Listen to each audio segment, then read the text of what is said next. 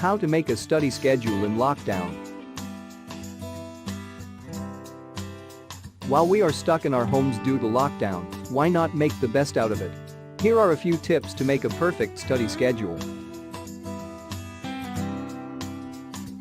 Set short-term and long-term goals.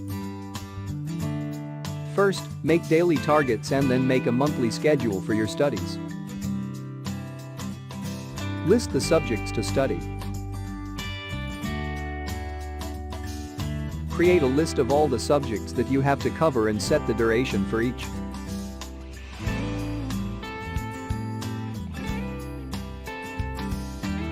Prioritize what to study. Set your priorities on what to study first right by completing the important topics first. Experiment with your learning style.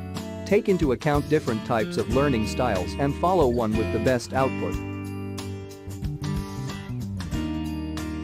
Take short breaks while studying. Taking short breaks while studying to break the constant pressure of studying all day long. Thank you for watching. For more, www.homeworkminutes.com